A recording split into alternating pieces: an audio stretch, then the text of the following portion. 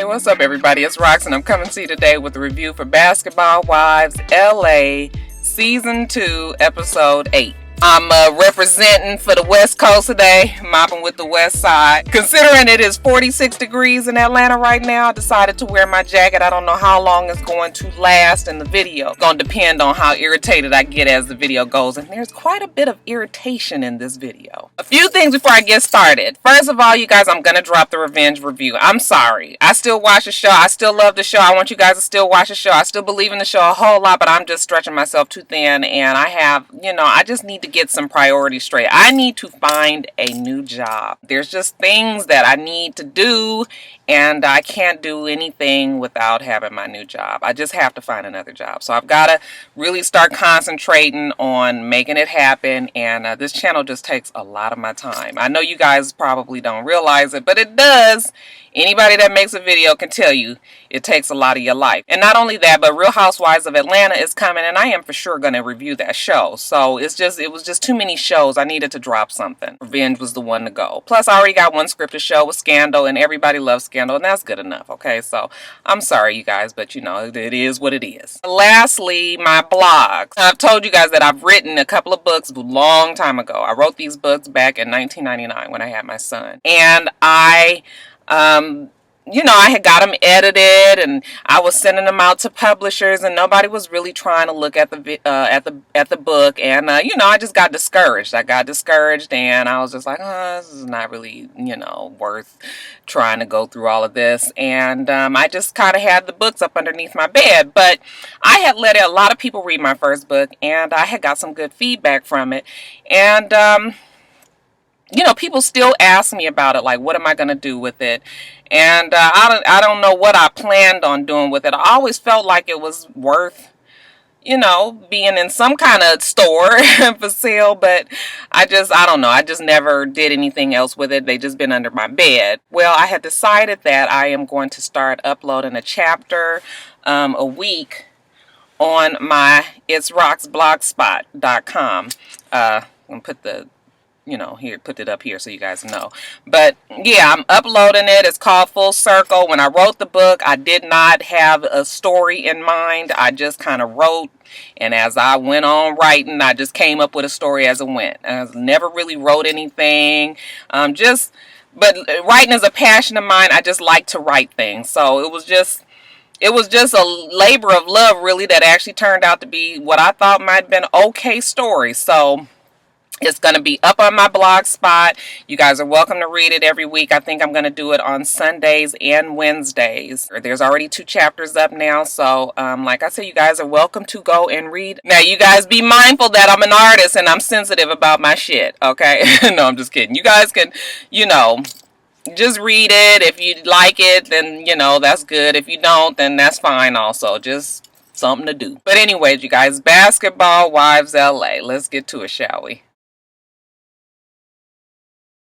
So Jackie and Drea's beef is tiresome, isn't it? It's just, I'm tired of seeing Jackie come, around Drea and expecting some sort of something to pop off every time they get around each other. And I'm tired of Drea side-eyeing Jackie and not really knowing where she's coming from. It's just tiresome, ain't it? I do still like Drea a lot, okay? And Jackie still got me reaching for my Merck Home Remedies booklet so that I can cure whatever the fuck Jackie got. Something is wrong with Jackie. She is really crazy. But I'm over whatever that beef is between the two of them. It's just enough is enough. Also, let me just say that on Twitter last night, Brooke did confirm that she's 35 years old, that she's been married twice, and that she's a full-time mother. So we can stop all the guesswork about her age. And I think that sounds about right. I believe that she's around 35. That makes sense. And she looks like she could be 35. She looks like a good 35. Okay, she looks good.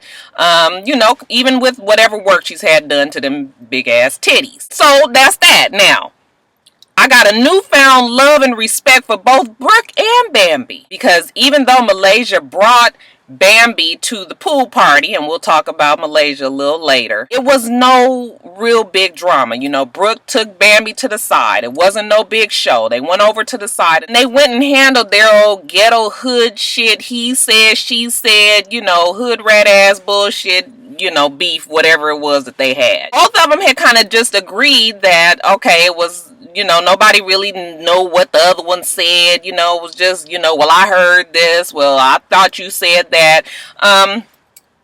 They both just agreed to just move on from there. That was cool. I could appreciate the talk, because a lot of things can get squashed if you can just sit down and just get clear on what page everybody's on. And I was with Brooke. Brooke was like, I don't know really kind of how y'all could come at me. You guys come to my pool party, you could be smiling all in my face, and all along you could be planning and plotting to like jump my ass while I'm here. You and Malaysia both. So I don't really, I just like to know where everybody is coming from. Bambi was like, no, it ain't like that. So yeah, it was a cool conversation, and I'm gonna promise you that was the last scene that made any damn sense on the whole hour show.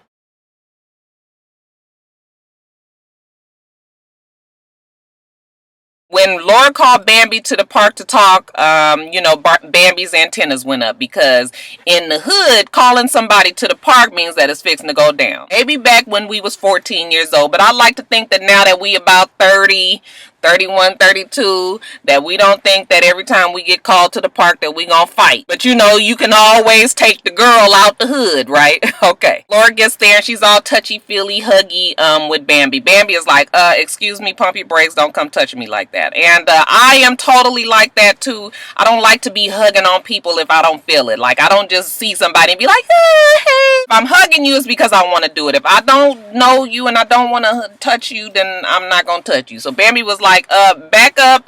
It ain't really that kind of party. Now they get to talking about the issue. Now Bambi's issue with Laura is that she doesn't like the fact that, she talks, she's all supposed to be good friends with Jackie when she's in her face, and, everything is all good. But then when the rest of the girls get together behind Jackie's back, then she has a lot of shit to say about her. She's the brunt of the joke, and she just says she's just fake and phony to Bambi. And Bambi's feeling is like, listen, I'm just not going to be around for that kind of thing. Like, I don't appreciate people who's one way in front of somebody and then another way in front of another group of people. And I understand that too. Like, everybody was saying that it was childish of Bambi to be coming at Laura like that, but it was, Laura is the one that asked her out there. Okay, so Laura obviously thought that there was a problem that they needed to talk about. So Bambi told her what the problem is. Bitch, you be talking about Jackie when we are all together, but when you with her, then everything is all good, and I don't like that shit. I was glad that Bambi called Laura out on it, because, Laura gets on my nerves. I just think that she is just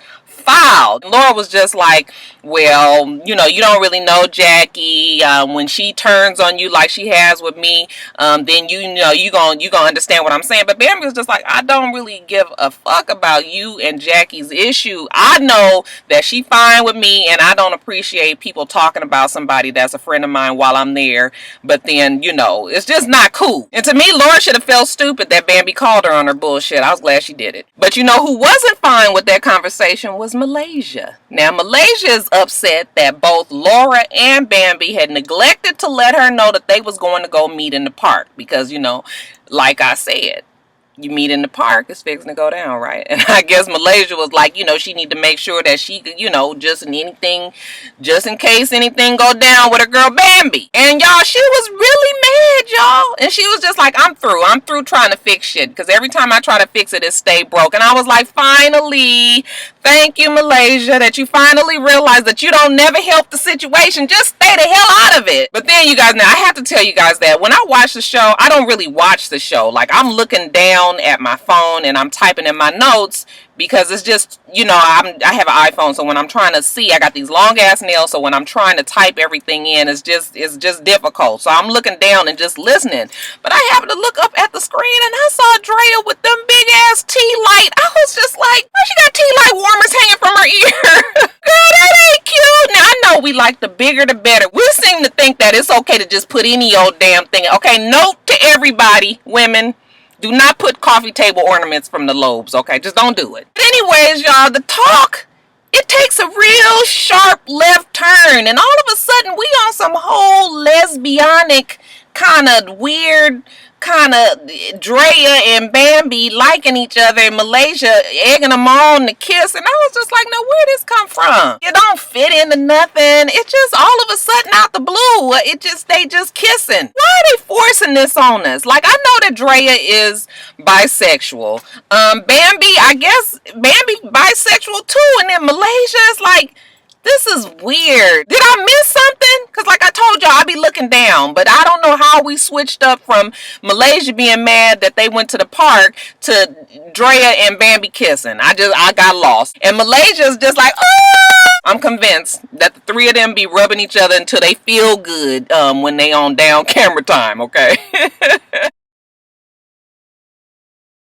The problem with the show is that they just put shit together and nothing flows. The flow of this show is weird to me. It doesn't match. Nothing makes sense. Like, it's like being on a really bad roller coaster. Like the one that you don't like. Like the one you be wanting to get off of. And then when you finish, you be crying real hard because it was too scary for you. This is like how this show is. Last week, when they went hang gliding. Like, what did they have to do with anything? Like, they just threw that in the middle of nothing. And this week, it's the same thing with Jackie and her trip to Seattle. I can't go from all this ratchetness to having to deal with Jackie and her mom issues and her daughter issues. Now, I know that Jackie wants to fix the problems and everything, but did it make sense to you that we was going back and forth from like extreme ignorance to trying to get, down to our sensitive side and trying to understand what Jackie was going through? It's like I wasn't there for that. Like she laying on the cemetery talking to the mama at one point, and she walking around with her ass out at another point. Talk about that later. The switch ups was just too unpleasant for me. She's telling Laura that she's going to DC.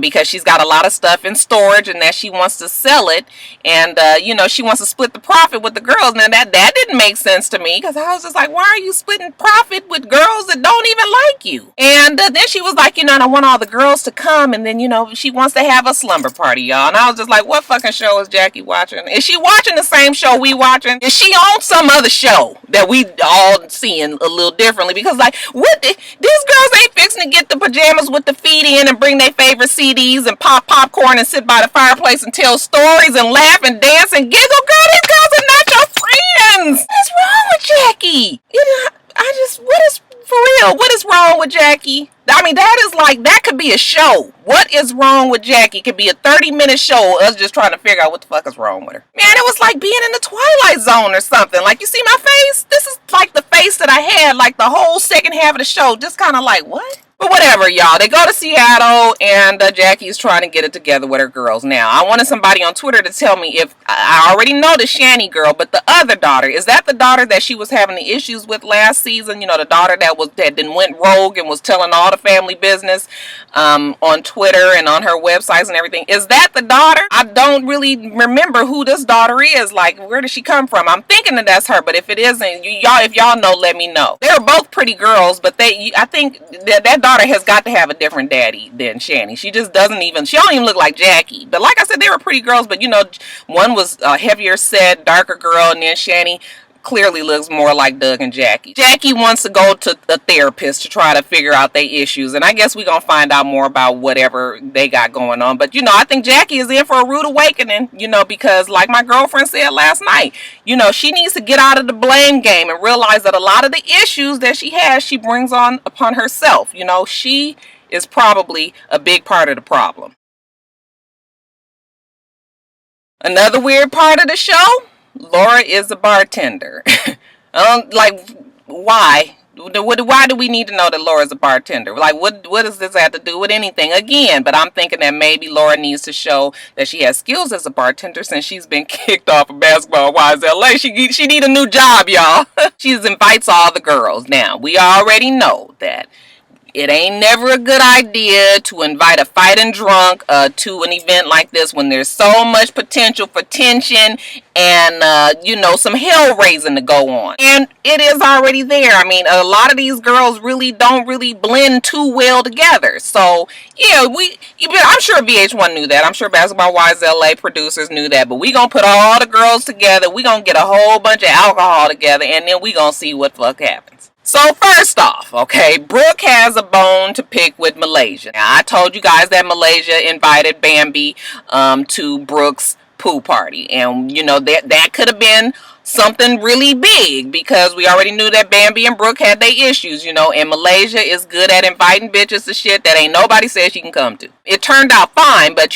Brooke still wanted to get it clear. Now, I knew what Brooke was trying to say, but To me, it was like Brooke was like a day late and a dollar short. Okay, that shit should have been addressed at the pool party. Ain't no sense in carrying this on no 2 and 3 and 4, however long many days after it was to talk about it again. I noticed that Brooke has a tendency to carry shit on way longer than it needs to go on. She did it with the Drea thing and Drea leaving the shoot. You know, she wasn't gonna be satisfied till she talked to Drea about why Drea left. So I guess that's just how Brooke works, okay? So, you know, her and Malaysia's going back and forth. You know, Malaysia comes down there to her table, and Brooke stands up, and then Bambi stands up, and I was like, fuck, let me stand up too. Everybody's standing up and talking, and, you know, Malaysia's just like, no, I was just trying to get you guys to talk together. I wasn't really trying to start nothing. You know, like I said, Malaysia's delayed, and, you know, probably in her brain, maybe she did think that, okay? I don't know. It just didn't make no damn sense to me. Luckily, everything turned out okay. And I think Brooke was like, okay, yeah, this girl is stupid, and she meant better. So I'm not gonna even hold her to it. She obviously wasn't trying to start no shit. So okay, so that's squashed, right? But everything gets kind of weird when Drea gets there. Now, Drea, I guess, had got the bright idea that she was going to come in there, you know, she was going to dress like Jackie does, you know, kind of just inappropriate and wrong, and, you know, just kind of make fun of the moment. So she comes in with this kind of slutty little corset, you know, some jewelry don't match shit, you know, long-ass curved nails, you know, just some way-out shoes, just a whole bunch of bullshit that she comes in the, you know, she comes in the room with. She's just like, hey girls, and you know, she's putting on a lot, and everybody got a good little giggle about it. And you know, I was looking at this like, okay, this is so not gonna work, okay? Because like I said, Jackie is a fighting drunk, okay? She's an emotional drunk. So I know somebody just like her. I really wish I could tell you guys some stories about her, but I get in trouble. Folks will be mad at me. But Jackie, I knew this was not gonna fly over well with Jackie. So Jackie goes off and she takes it just a little bit further. This is what we like to call too far. She goes out, bitch take off all her damn clothes, come back in the room, and all she got on is a trench coat, and she opens up her trench coat, you guys, and why she got on a fucking girdle bodysuit, titties out, you know, and she is walking around and is just like, hey, I'm Drea, I'm talking about fat ass stomach, you know, ass, just... Y'all, it was so wrong, and I was just like, oh my god, yeah, you should not have done this, Jackie. Jackie is just really trying to push Drea's buttons, because you guys know that Drea hates to be called like a slut and a hoe and things like that, and Jackie knows it, so Jackie keeps on saying, you know, I'm Drea, and I'm a slut, and I fuck everybody, and I fuck while I'm smiling. I was just like, what's the matter with fucking and smiling? Like, you know, wouldn't you like a nice, pleasant smile like this? Instead of like this. That's too far, huh? Okay, I'm sorry, y'all. Anyways, you guys, she is pouncing on Drea. She is really making Drea look stupid, along with herself, but she really is pushing the buttons of Drea that we all know that Drea don't like. And Drea wasn't ready. Drea was not prepared for that, okay? Because, like I said, Jackie took it all the way somewhere else in a whole nother hemisphere. Drea wasn't ready. Brooke, you know, I guess Brooke feels like that she noticed that Drea really couldn't come back with nothing. So Brooke was just like, jumps in. Well, she don't really jump in, but Jackie kind of drags her in. And you know, Jackie was already mad about what Brooke had said about if they was fighting and Brooke had to jump in. So Jackie has, you know, she got some issues that she's carrying on over into this damn thing. Side note, y'all see the bartender that was back there? He was looking like somebody get the niggas. I know he probably was like, fuck, I did not sign up for this. Somebody told me I was going to be doing this when they said for me to come in on my day off when the place was closed. I knew he was so through with all that niggatry going on. Getting back to the fight. Brooke and Jackie are arguing about a what if, okay? Basically what one would do to the other if Jackie was fighting Drea, okay? So it was like a stupid kind of out of control argument that was bound to happen anyway, because like I said, Brooke was already kind of about it from when she first got there, and the energy just switched up from Malaysia to Jackie. Also because Jackie was already, you know, Jackie had done took it too far. So all of a sudden, y'all, they up in each other's faces. A whole bunch of this and a whole bunch of that and a whole bunch of, you know, everybody's going this yelling and screaming and going on like this, and I was like, okay, now it is really gonna have to be a fight with all of this, because you can't be up in somebody's face like this, you like this, for real, and you don't think that something gonna happen. I mean, you got breath and words and spit and all that in crazy. And the next thing you know, we people is pulling folks apart, and it's obvious that there was a fight that we just missed. And I was like, wait a minute. Now I know y'all didn't just cut a fight out here. I was so mad. I was just like, did I miss it? I'm looking on Twitter. Everybody was like, was it a fight? Did we miss it? I was so aggravated that they didn't show that damn fight. Now listen, I know that VH1 done got all gun shy now because of the shit that done went down with Tammy and the old girl that she was bullying on the, what was the girl name? Light Bright, you know, the little country girl. And you know, with Evelyn fighting or going off on Kenya, you know, but that's called bullying. We don't want to see bullying. We do want to see a fight when it's two women that's both basically saying the same shit to each other, when it's been a long time coming and everybody is definitely responsible for themselves and can handle their own business. Okay, so I wanted to see the damn fight. But see, that's what happens when you want to be all complaining about these damn shows. I keep telling y'all, if you don't like it, don't watch it. Okay, but see, this is what happens. Now we got to be deducing who won the fight, but just how fucked up the other person was. So we just have to do it like this, y'all. Let's look at Brooke first. Okay, Brooke, she did have her strap was torn, but her strap was probably bound to tear anyway, trying to hold up them big ass titties. Her jewelry was broke. Her little trust no bitch and necklace was broken, and but that hair was fresh out the chair, smooth, right? Was not a hair out of place. Ponytail still firmly attached. Jackie looking like her ass been spending 20 minutes in the fucking dressing room trying to get a too tight sweater off. Y'all ever can't get a sweater off and be in that damn dressing room like this? That was Jackie. That shit was all pushed up in the back, just fucked up. So I had to take a look at the both of them, and I was like, okay, yeah, I think Jackie lost that fight. Alright, you guys, that's it. You guys remember to rate, comment, and subscribe to the channel. I'm itsrox. My channel is for itsrox. Everything else I do will be in the bottom bar below. Okay? Alright, so I hope that you guys have a wonderful, wonderful rest of your day, and I plan on doing the same. Until next time, Roxstars. Bye.